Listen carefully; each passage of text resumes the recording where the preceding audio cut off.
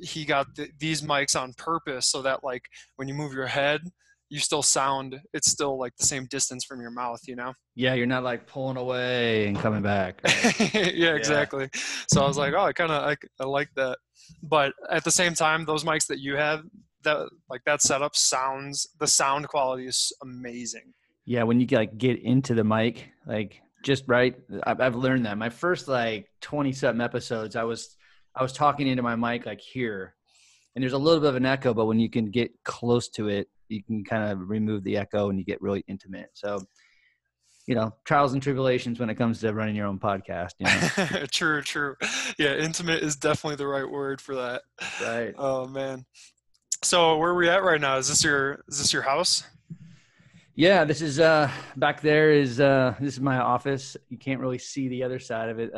It's so funny. People think I'm so conflicted because I'm looking up at my other shelves. I have I have a Buffalo Bills helmet up there because I'm a Bills fan and I'm born and raised in the Bay Area.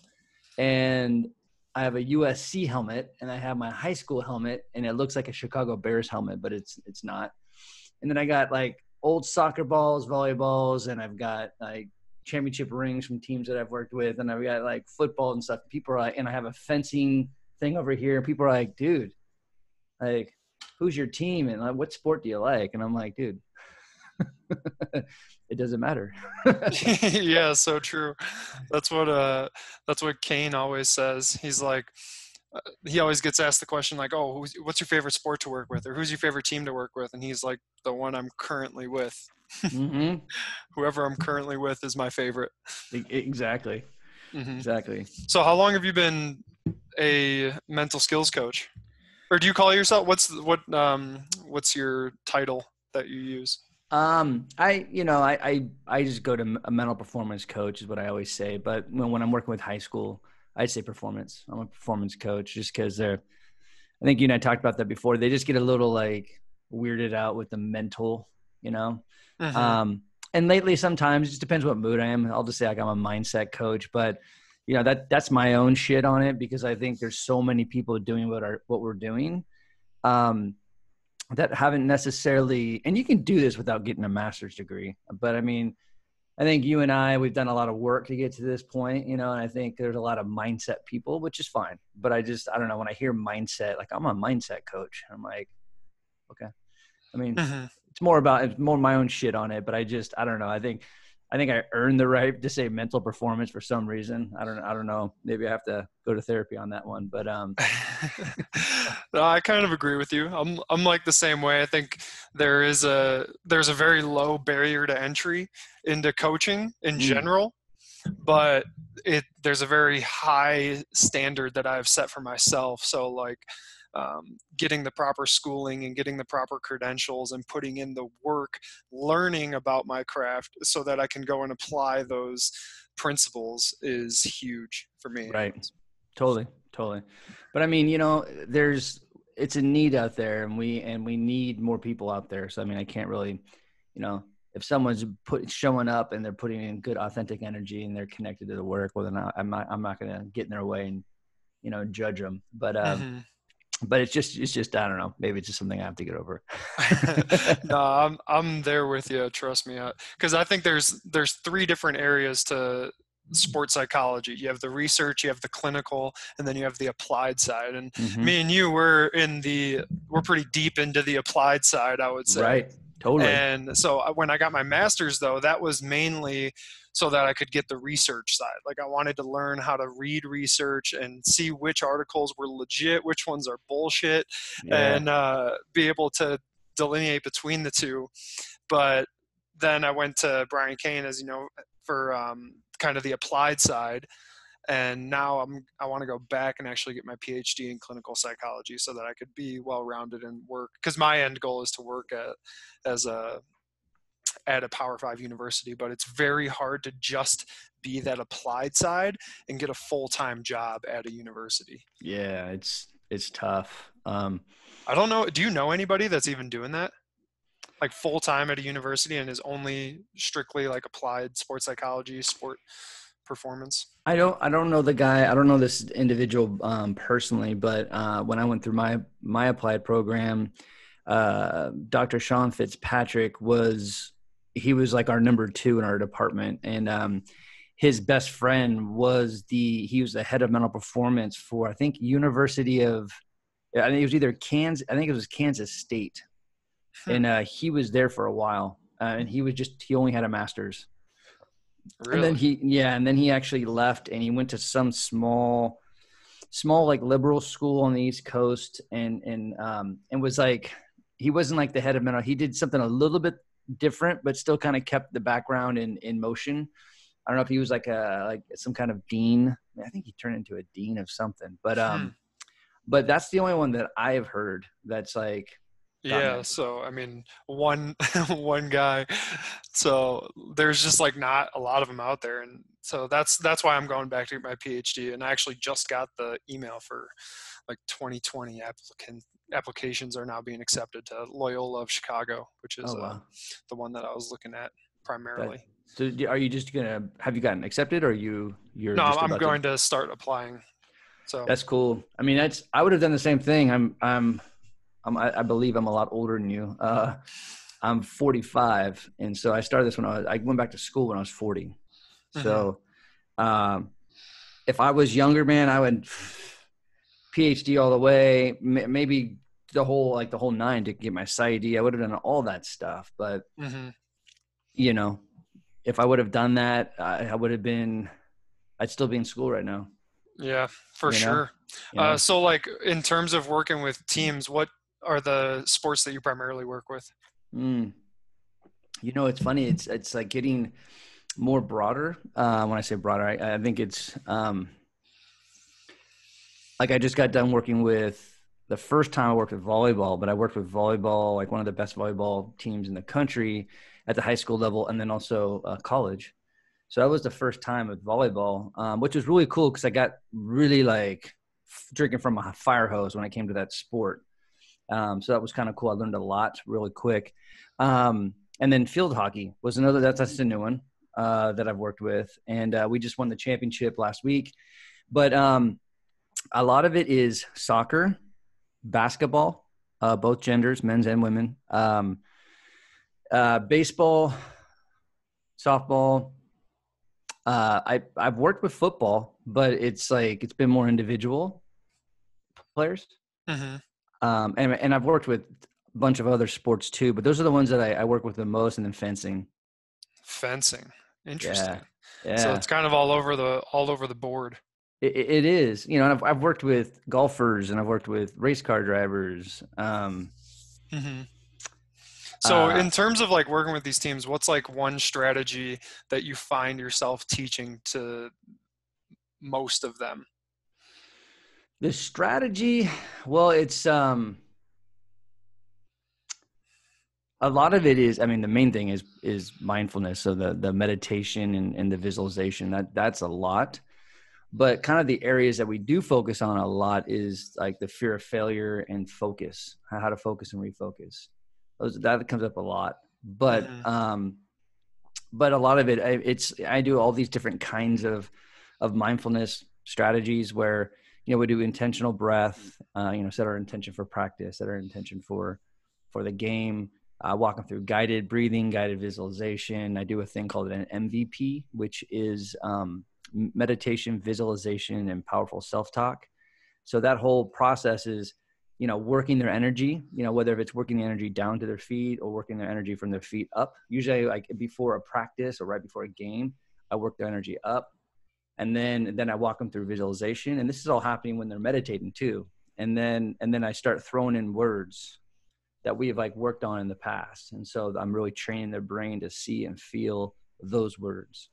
And then I work the body, work down the energy, and then we come out, and that's an MVP. So we do Hmm. that. We do that a lot, and it's funny, man. Like, sorry if I'm looking up here. I have a big monitor up here, and my No, it's all good. my computer's down here, and I'm leaning over into my microphone. But like the women's, man, like it's a beautiful thing, man. I have the women volleyball, the women basketball, the women field hockey. They won't leave. Like they won't let me leave the room until we breathe. or we do meditation, or we do, it's great. Like there's times where I need to go, like I need to go, I'm going to be late. And they're like, so what? Like Yeah, the field hockey's like, I not don't our care. problem. Yeah. And then so it was, so that's been actually a cool experience. But yeah, I mean, there's so many other things that I do with self-talk and mantras and all that stuff. But I mean, those are the things that come up a lot. I found that with meditation and breathing, it's kind of hard to get the kids to actually do it consistently, because normally the coaches aren't on board with it. They're like, oh, we don't have time to do this. We don't have time to be, spending 5 minutes at the end of every practice doing breathing and visualization. But then once you get the kids into it, or even adults, every age I've seen, even the Icelandic professional basketball team I work with, they have guys on the team everywhere from age 17 up until 39. Yeah. And I was there the first 10 days, and the first like 7 or 8, we had to tell them, hey, go get your breathing in. And we taught them the breathing exercises. And then day 10, the day I was going to leave, we had a game. And after the game, we brought it up. And then one of the guys on the team was like, hey, are we going to do our breathing or what?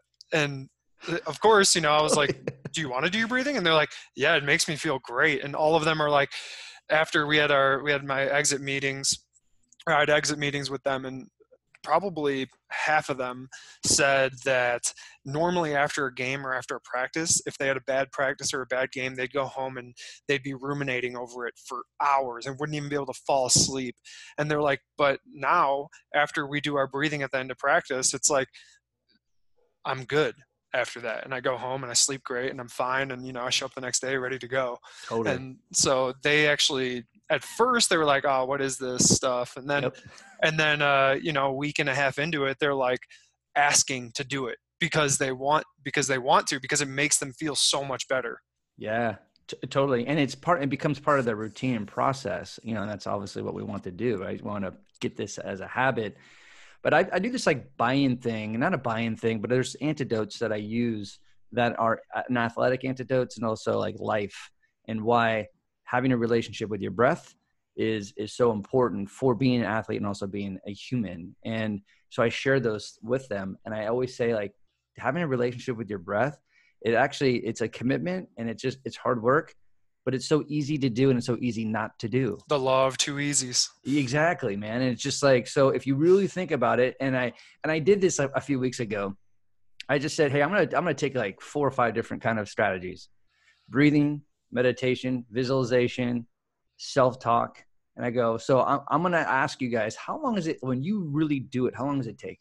Like, so if I'm asking you to do a conscious breath, like breathe in a couple of times, 2 or 3 times, and then let go of that breath and move on, how long does that take? And they're like, I don't know, it takes 3, 4, 5 seconds. Okay.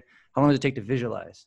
And they're like, what kind of visualization? I'm like, great question. So because, you can visualize your whole performance, you can visualize just a shot, whatever it is.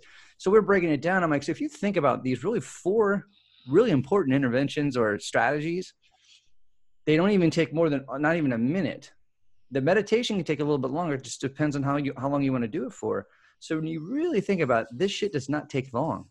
The hardest part of it is actually just doing it. So it makes them like look at it. Oh, okay. And I go, and the greats do it, man. So if you want to achieve greatness, you can't be great in the future and you can't be great in the past. So let's get great now. Let's get right where our feet are, right? When we hear that all the time. So, and I always remind them that we want greatness. It needs to be right now. And I asked that question. I think one of your mentors, actually, I stole it from him from the conference I went to, but he brought up a question of like, what time is it? Have you heard that? What time is it? What time is it now? Right now. Now. Yeah. And it's like, it's the coolest thing. Cause almost every session I work with a team, I'll just walk in and I'll say, short talk, and I'm like, hey, how you guys doing? Well, talking. And then I'm like, all right. And they look at me and they beat me to it. They always say, what time is it? And I'm like, now. And so it's cool. And so they start practices that way. It's great. There's a volleyball, like 4 of them, these volleyball girls. And I was walking on campus and they saw me. They're like, hey, Coach Parr. I'm like, hey, how you doing? They're like, what time is it? I'm like, how fucking cool is that? Like I'm on campus and they're saying that shit and far away. So, yeah, man, it's just, I'm enjoying it. It's fun. And I forget the name of the guy you spent time with, the guy in Oregon. Oh, Greg Warburton. Yeah, yeah. He was the one that brought it up. So I'm like, I'm using that. I'm using that. Yeah, that's an awesome one. I used to take pictures of my watch and post it on Instagram and then cross out the time and then just put the words now over it. Yeah, I always thought that was so cool. Like what totally. time it is right now. It doesn't matter what time it is. The time is now. Exactly. Because now, man, right now. hmm So in terms of breathing, what's like your favorite breathing exercise to teach? You know, to teach, it's well, my favorite is actually the reset breath is when you actually, breathe in positivity and exhale, negativity or what just happened that you don't want to be with. I like the reset breath. I like circle breathing. So how do you teach the reset breath? I've never heard of that one. Oh, you haven't. So you Mm, take I'll sit there and I will get them thinking about what are the things that make you so happy. And again, I want them to, it's their picture. It's their connection to whatever that happiness is. So it could be their grandparents. It could be when they were in the Virgin Islands and they woke up and they saw the sunset, or if maybe it's just a song in their head. Whatever that is, what's your happy place? Like, what is it that makes you feel so good inside? Breathe that in.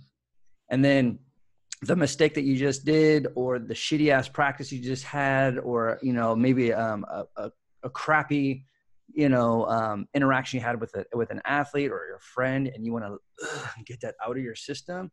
You breathe that in, and then you exhale all that negativity. But I work on it with them I want them to find out what that picture is. Because it's really, we can get our negativity, we can get that picture, and we can associate that feeling pretty quick.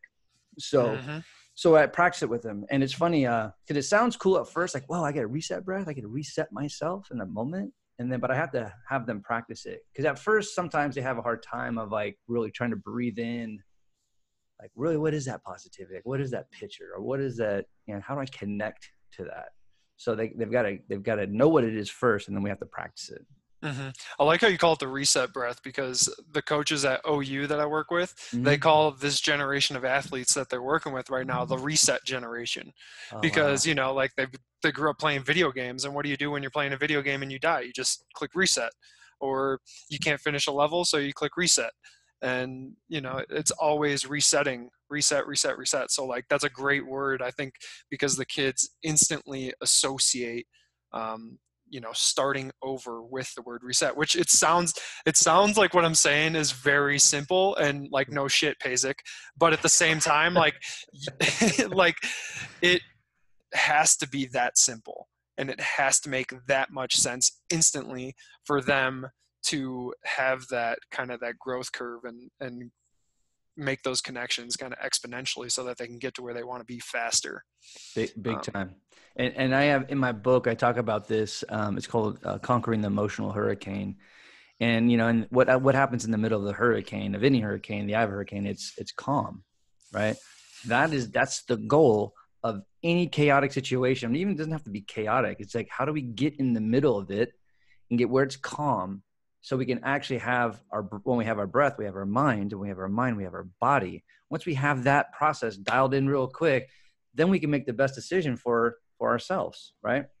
So if we're going into a crazy game, if we're dealing with shit around us, internally and externally, the way you conquer that emotional hurricane is actually get into your breath. That's the first thing. Boom. And so if you want to actually be great and you want to have the most control of your thoughts and emotions, we got to get there first. We got to get like, boom.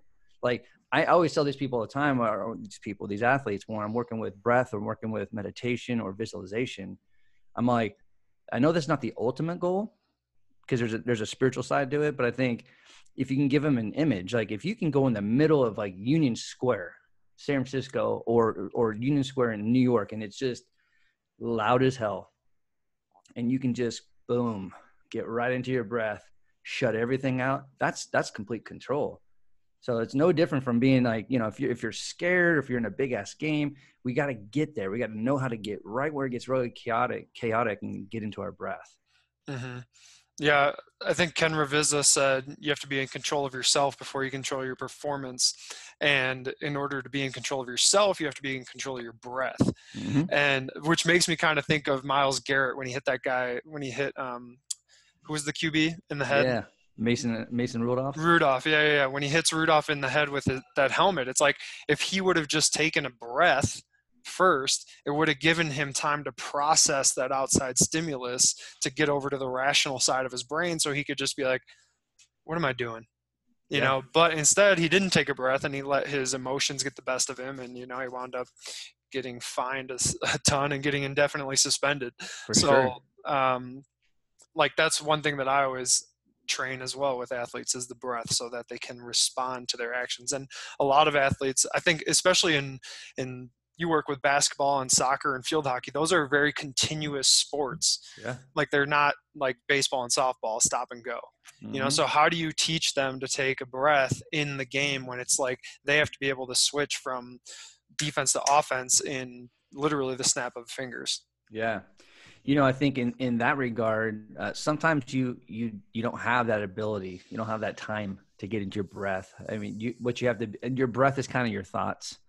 So when you're going back and forth, when you're going offense and defense, especially in baseball or in basketball, you got to get in your breath and you got to have stamina and you got to be in shape. That's going to get you going back and forth. But what's going to keep you going is your thoughts. So when you have language like, so what next play, right? We've heard that. So what's next, whatever. But so what next play is a big one because you don't have a lot of time to get into your breath and to also go through your emotions. Like you're going to be emotional. I get it, but you're not going to sit there and plug into it because dude, you got to go play defense. Right. And so I'm teaching kids too, that to how they can talk to their thoughts and talk to the pain and talk to it. And once you get more control of your thoughts and your control, you can breathe a little bit better too. Right? Even when you're not trying to get into your breath, right? Because man, if I'm going to ask you when you're playing basketball to like slow shit down to get in your breath while people are going 100 miles an hour, you're not going to be pulled out of the game. But there's going to be moments of the game where, right, you get down on defense, you get on the baseline, you have a few seconds, and there's a guard that's sitting there kind of developing the play and reading the thing. You can get into your breath then, right? Mm-hmm. So. So do you have any like specific examples recently of an athlete coming to you and asking a question about the breath and hey, how do I get in control of my emotions out there on the court? Has anybody come to you recently and asked a specific question around emotions or feelings or being able to cope with those mid-game so that they can play their best? Because, it's always at the end of the day, nobody's going to care how you felt out on the court. They're going to look Exactly. at your stats and they're going to be like, "Oh, you felt like crap." Well, you went 2 for 20. I'm not surprised. But then there's Yeah. other days, "Oh, you felt like crap. You went 18 for 20."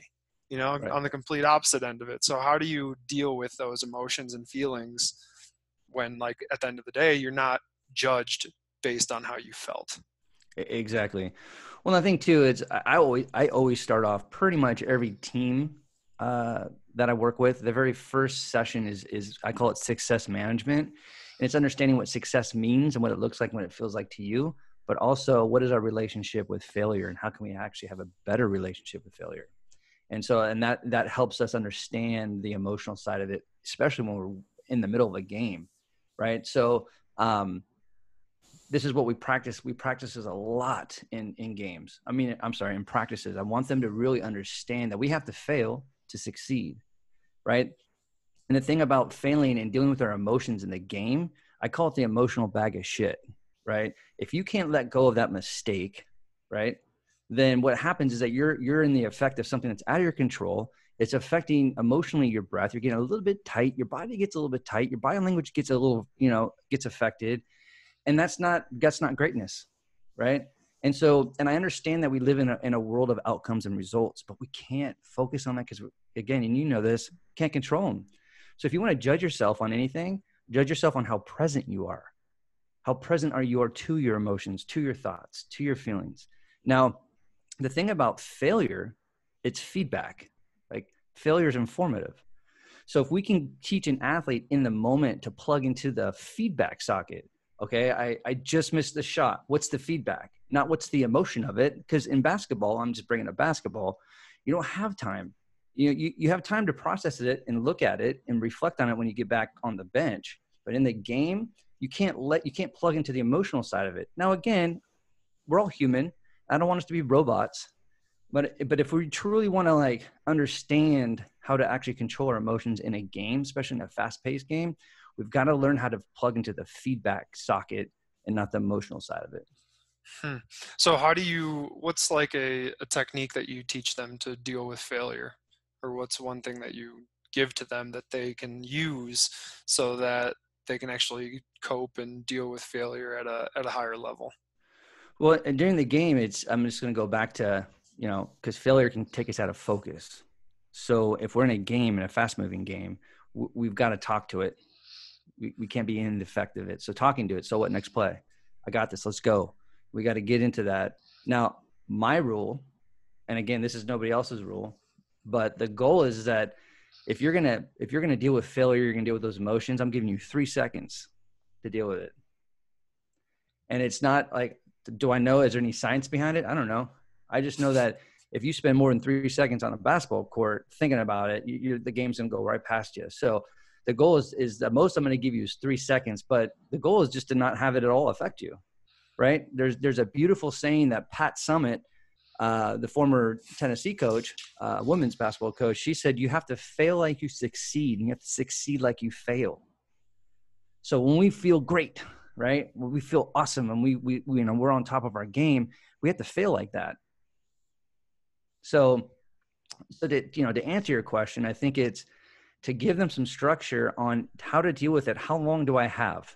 Give you 3 seconds. Mm-hmm. What are some of the things I can do? Okay. Yes. If you can get into your breath, that's the first thing. But if you don't, let's talk to it. Let's stay engaged. But we have to understand the inventory of those words. So it's not about me just saying, hey, in the middle of the game, you need to say these words. No, we have to practice it. And we also have to write these things down. Like, I call them champion talk or champion words. What are your champion words? What are the ones that can get you out of a tight situation or keep you focused, Locked in. locked in for sure. Mm-hmm. Yep. Yeah, that's huge, the way that you're getting them to deal with failure in 3 seconds. That's always a question that I've been trained to say after I ask an athlete, okay, what are you going to do in this situation? Then they tell me what they're going to do, like moving forward. Say they failed at something, they Mm-hmm. learned from it, and now it's like, okay, what are you going to do in the future? And then they tell me about it, and then I say, okay, when are you going to start? Yeah. And like when you put a time on it, it's kind of like deadlines in business. It like makes it that much more real, Yeah. and Tangible. yeah, it's tangible. So I love how you got 3 seconds to deal with this. That answers that question. When are you going to start?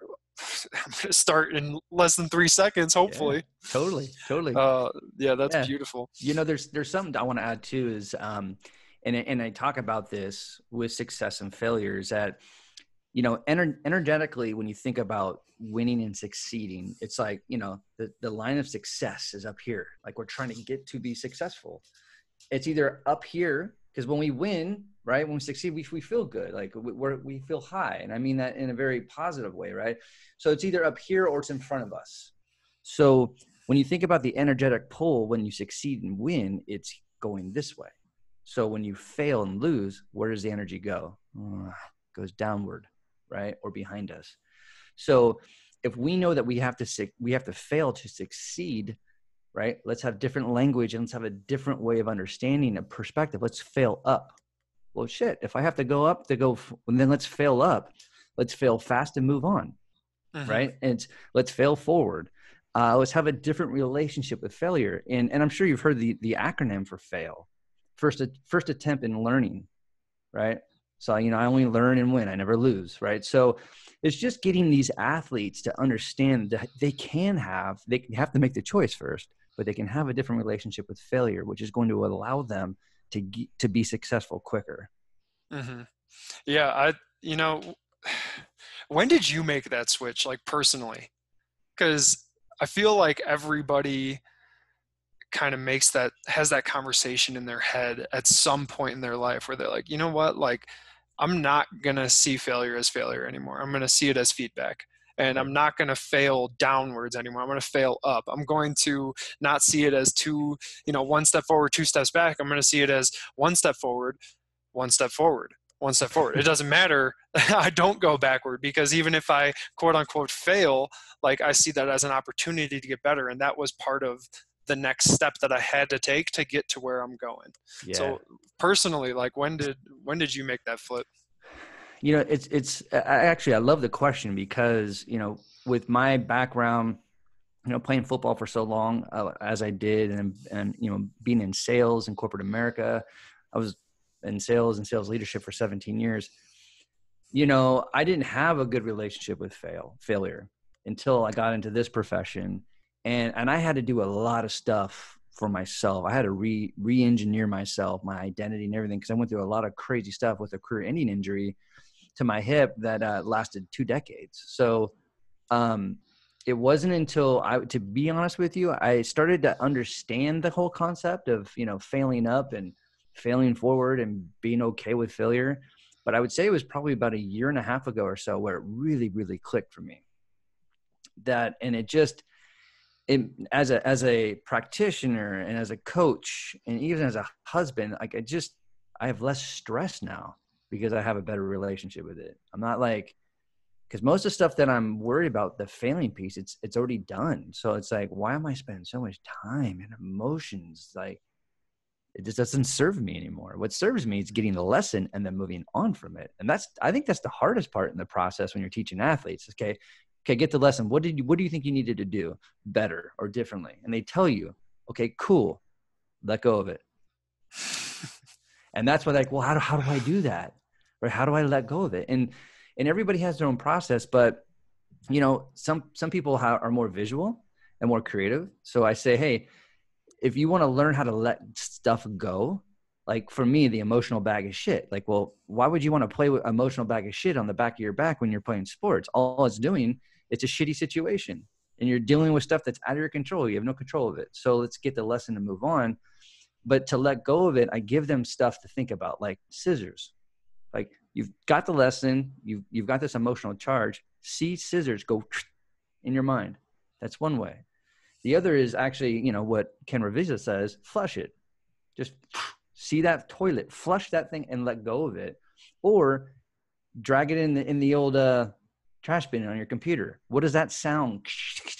Right? Like, getting creative with how they can let that go and empowering them with some creativity.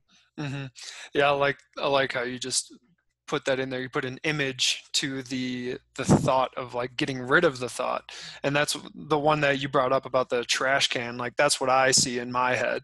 Yeah. And so when I talk to athletes, that's one that I use a lot, because, like, I'm really good at it. We do what we like. And but what's taught me how to do that is meditation, and being able to sit there with your thoughts and notice thoughts and let them go by, or catch it and use it. If it's a positive thought, catching that positive thought, or if it's a negative thought, catching that negative thought.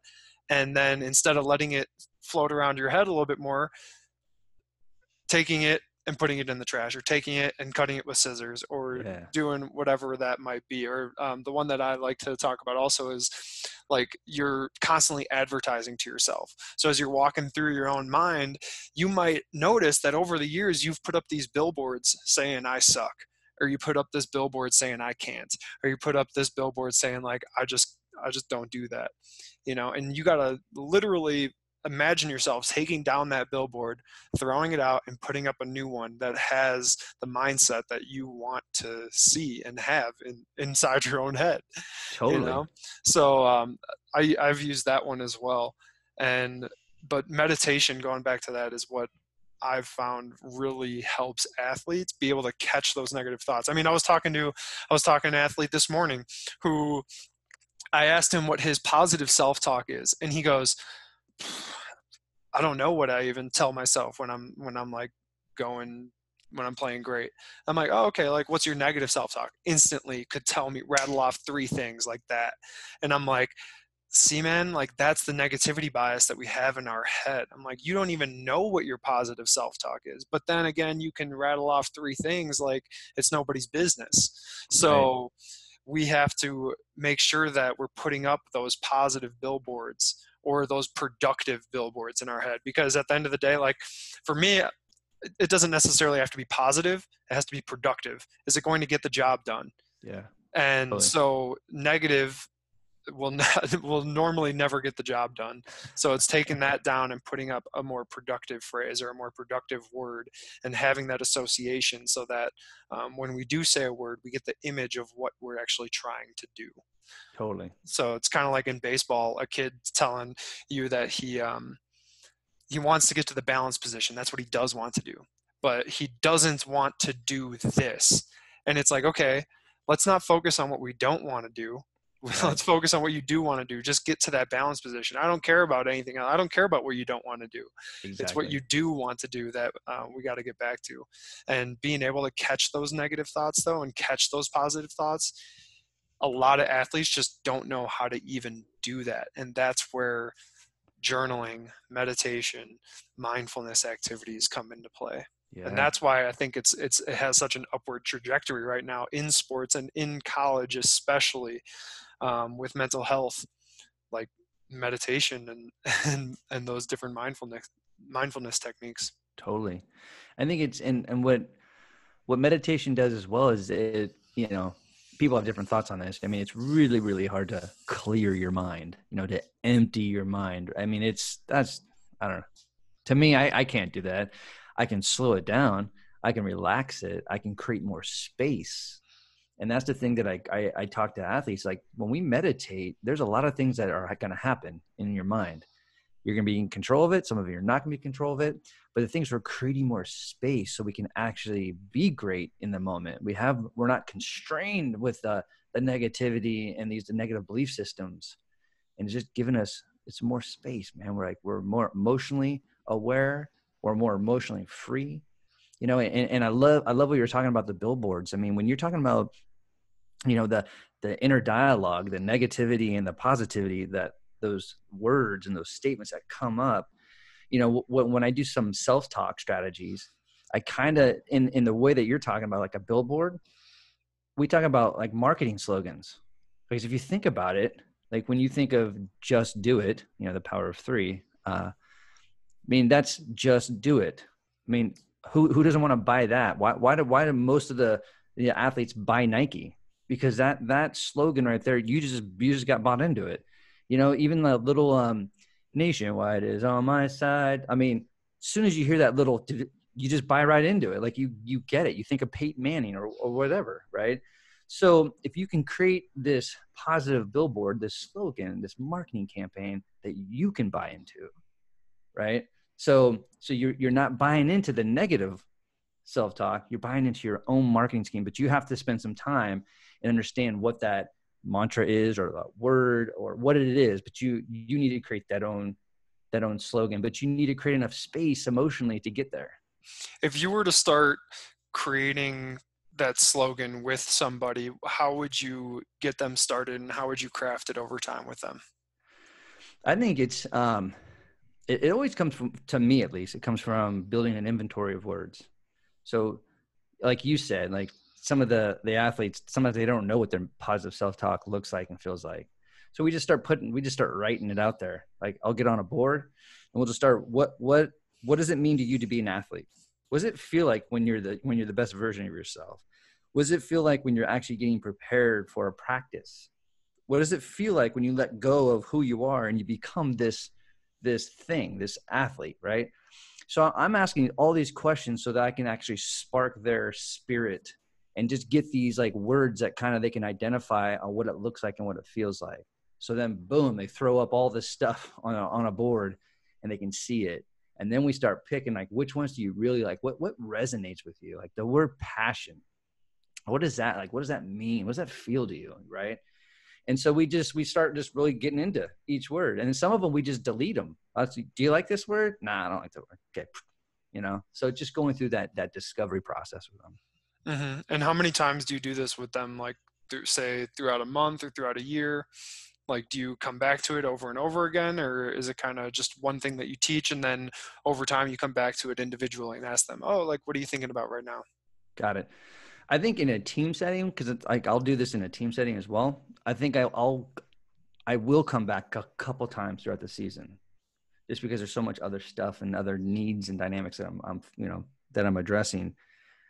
But if I'm working with you individually, it's just part of it.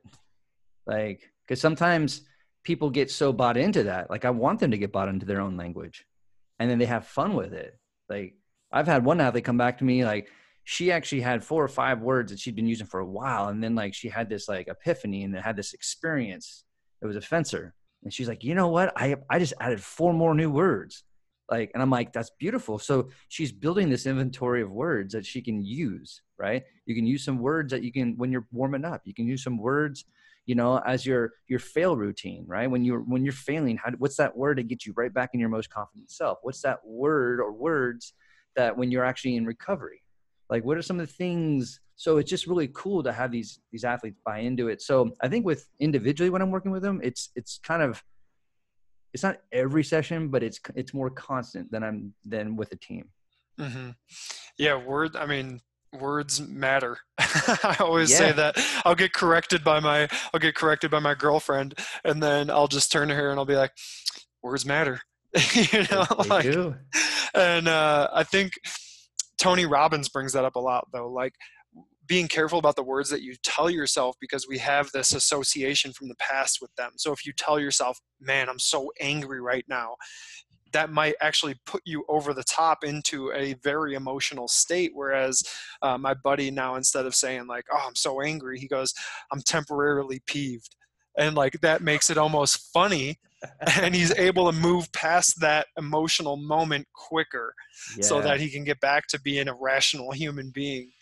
And that's the same thing when it comes to like a lot of athletes, like say they have this feeling. They can't really describe this feeling to you that they have when they're, hitting a baseball or jumping up and hitting a volleyball. They're like, man, I can feel it. I just can't explain what that feeling is. yeah, And at first I was like, okay, that's really good.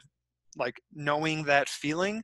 The problem is that if we can't describe it with words, then we won't be able to um, get back to that feeling as consistently as we want. So I'm like, right, work to describe that feeling with words, because as soon as you can tell that to somebody else, that'll automatically put you in that state.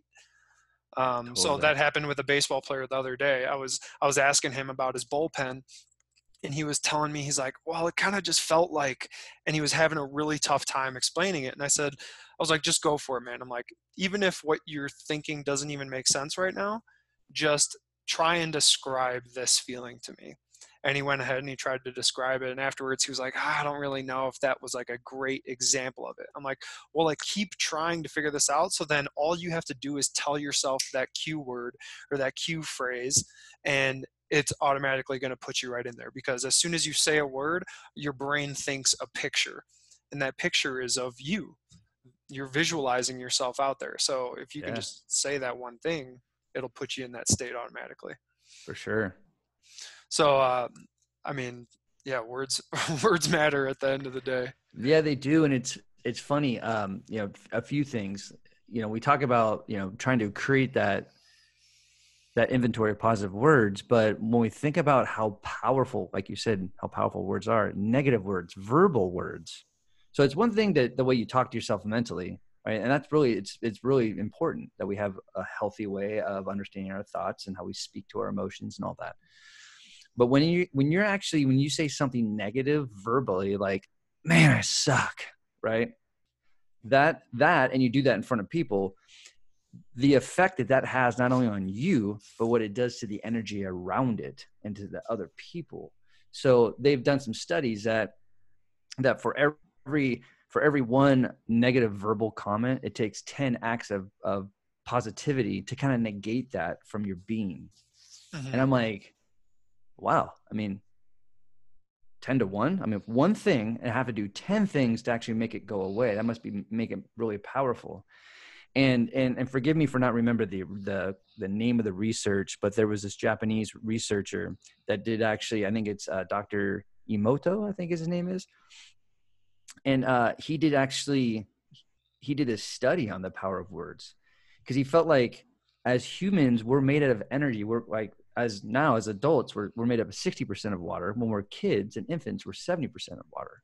So he goes, we're energy. Like, so if words are very powerful, how does it actually affect us humans at a molecular level, right? So what he did is he took, and I'm basically paraphrasing the research here, but he basically took a bunch of water, glasses of water, he filled them up, and he actually put tape, the label of each glass on the water, not above the water line, but on where the water was. And he wrote hate, disgust, love, joy for each one. And what he'd do, he would speak into that. He would speak into the water. So if he felt that rage at hate, right, he would capture that moment and speak into the water, and then he would actually freeze it. I don't know if you've ever heard of, have you ever heard of this research? Oh my gosh, you have to look this up, because we talk about the power of words, man. When you see under a microscope what the crystals look like in the water, it will blow your mind. And now you're going, whoa, this is the power of words. This is the study for me, at least.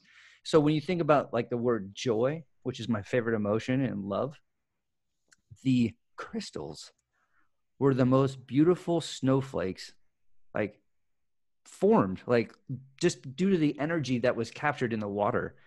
And then you look at the other ones like hate and disgust.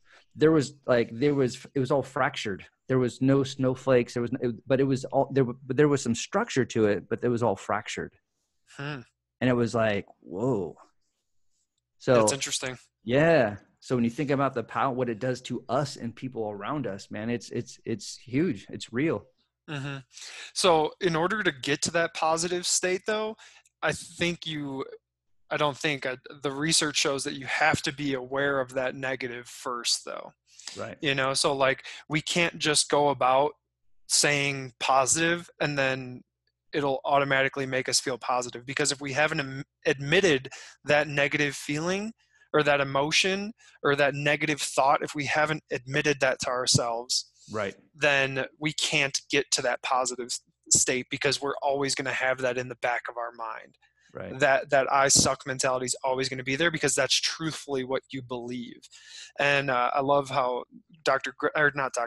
but Greg Warburton, he's so freaking smart. I always accidentally say Dr. Greg Warburton, but yeah, Greg talks about how in order to admit it to yourself, you say something like, when I'm being honest with myself.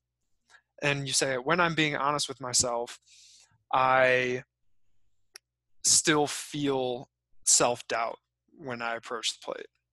And then it's like, okay, like I've admitted that to myself. Now, how do I want to feel? Well, I do want to feel strong and powerful. And so then that's what you latch onto, but you have to first admit to yourself that negativity, because it's kind of like if we're stacking positive emotions on top of positive emotions, but that one at the bottom is negative, Totally. the tower is still going to fall at the end of the day. Yeah. So we have to like get rid of that first floor of negativity, kind of. So Yeah. I'm glad you brought that up. And Totally. actually there's another research article about these Buddhists that went into a city and they all spread out evenly around the city and just sat down and meditated for days.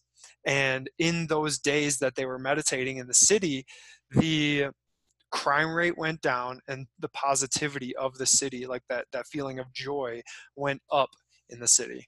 Yeah. There's tons of stuff out there like that. There But is. the one that you said, I got to definitely look that up. Yeah, you'll love it. Actually, the pictures are so real. And I think, when you think about all the work that we do with athletes, yes, it's about being present. It's about being in the here and now, being your breath and meditation and all this beautiful stuff that we do. But truly, for all this to work, and what actually fuels all of the mental power and the mental fortitude is energy. And so, I try to focus that on the front end with athletes, is like, how do we actually know the energy that we have, the kind of energy, like we have all the power in the world to cultivate it. We can color it, we can enhance it, we can make, we can do anything we want, but we have to be responsible with our energy. And we call it frequency, right? So when you think about frequency, The definition of frequency is the measure of light, right? Not the other definition of frequency of how many times you do something. But when you think about the measure of light, well, I don't know about you, man, but when my energy is rocking, like the light inside of me is beaming, man, that's, I know what it feels like. I know what it looks like, but I know how to get it there. And there's so many times, and it's so funny because I do this with athletes.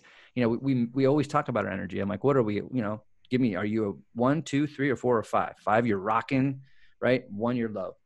And so I get them to understand, what are they in the moment? Are you a 1, 2, 3, 4, or 5? And if you are a 1 or 2, that's cool. It's okay. But just remember the energy that you do have. Let's focus on what you do have and what you don't have. Because a lot of athletes focus when they don't have full energy or they don't feel right. They focus on what they don't have. So I get Mm-hmm. them to really, really focus on, okay, if you're at a 2, what are some of the things you can do to actually get to a 3 or a 4? All right. But it's okay that you're a 1 or 2. It's okay. But you got to know it and you got to understand how important it is to take care of energy, because we're actually, we have all the power in the world to actually have increase our energy and make decisions for energy as well. Mm-hmm. So going back, I had this question pop up into my mind. So when you were talking about joy and fulfillment, you were talking about how those are your favorite emotions. In Stoic philosophy, they talk about emotions and how they're all, like, the whole spectrum of them is the experience, the human experience. So one thing that I've thought a few times over the years, and I haven't really dove into this much, but like when I do feel those quote unquote negative emotions, I almost I thank the situation for putting me in that, because it's allowing me to experience the full spectrum and Yeah. not just the positive emotions. So what's your take on, like, like, we need the negative to experience the positive. We need tension to experience relaxation. Yep. Like, I mean, would being in a joyous state all the time actually be that beneficial? Yeah. I mean, to my perspective, it's such a beautiful emotion and I love it and cherish it. But I don't want it all the time. Like Mm-hmm. it's like, you're making some great examples. Fear and fearless, right? You got to have a little bit of fear to be fearless. But guess what? What if you're fearless on everything that you do? To me, I believe that's dangerous. If you're fearless, I mean, there's a lot of people that do some fearless shit a lot and they end up dying, right? Or they hurt themselves. So I think for me, and I'll share with you kind of my process when I speak in front of, and it could be a team that I've been working with through a whole season. So I already have rapport. I already know who they are, but I still work through the same process every time before I meet with a team or I speak in front of people. I always say, I get to do this. They want to hear me, and tap into your joy. Those 3 things. And so that's why when I talk about joy being such a beautiful emotion, I love it. I want to use my joy and tap into it when I need it. But to live like joyous on every moment, I don't know. I think I would ruin it, you know? Yeah. um I feel like I do, and that's one thing I think about a lot, is like, man, what is one without the other? Right. My girlfriend, her mission in life is to find balance in the chaos, which kind of made me think of your hurricane example, coming full circle here. Yeah. uh like, her thing is to find balance in the chaos, and I love that. And she's a hit instructor. She works at Cycle Bar and Orange Theory Fitness, but then now she's getting her yoga certification, so she can have both ends of it. And actually, like, now she's like, she feels like she's really becoming a full, like, she's really buying into her actual mission in life, because, like, now it's like, okay, I have both ends of the spectrum here. I know what it's like to be insanely high energy, and I Yeah. know what it's like to be insanely calm at the same time. And so, and then also you talked about Just Do It with Nike. Yeah. Her trademark slogan is fueled from within. That's cool. I'm like, that's worth $1 million. Yeah, Nike will buy that at some point in our lives, Totally. because fueled from within is, you talk about words. If you tell yourself, like, okay, like, I'm fueled from within, like, it doesn't matter what other people say, it doesn't matter what other people think, like, it matters what I think, and it matters what I say, and it matters what I do. Right. with my presence right now. And because like you are fueled from within, and it always comes back to that. So I Totally. think I think that's beautiful though. Yeah, it's I always say, the work that we do and what, as performers, again, don't have to be athletes. You can be a musician, you can be a doctor, CEO. What we're trying to do when it comes to mental skills training or mental performance training, it's to really get a hold of it and own the inside out game. Man, when you can get the inside out game, dialed in, like you said, fueled from it within, and you can fuel that and control it and get the inside game going, man, your outside game is going to be awesome. Hmm. Agreed. All right, man. Well, I appreciate you getting on. I'm gonna keep this to an hour. I'm sure we could go for another three, but Yeah, I know, right? but I actually have somewhere else I got to be, and then yeah, just keep this day rolling. I Totally. appreciate you jumping on, though. It was a great conversation. What's your number one takeaway from our discussion? I think the takeaway is, I wouldn't say it's a takeaway. I think it's just good to hear and to realize like how important words are, you know, and as much as that we live in this, instant world, and there's so many things out there, the 5 ways to do this and the 10 ways to do that, to get happy and all that stuff, we still have to understand the negativity that actually is going to allow us to get there. And so I think some people skip that. So I think you bringing that up, and then also, and then just kind of hitting on how powerful words are. Those were my takeaways today. The power of words. All right, Grant. Well, I appreciate it, man. If people want to reach out to you and get some mental performance training in, where should they reach out to? Cool. They can go to my website, which is gamefaceperformance.com. You can check out my content there. You can check out my podcast, which is 90% Mental. It's on my website. It's also on every single podcast platform out there. If you're interested in buying my book, The Next One Up Mindset, you can buy it on my website or Amazon. And then if you want to follow me on social media, you can follow me on Instagram and Twitter at GFP Mindset, which stands for Game Face Performance. So GFP Mindset. And if you want to follow me on Facebook, that's Game Face Performance. And if you want to link in with me, then it's just Grant Parr. Grant Parr. Awesome. Well, thank you. Appreciate it again. Right on, And man. yeah, we'll talk soon. You bet, man. Appreciate it. So I have a question actually before I'm going to Yeah. stop the recording.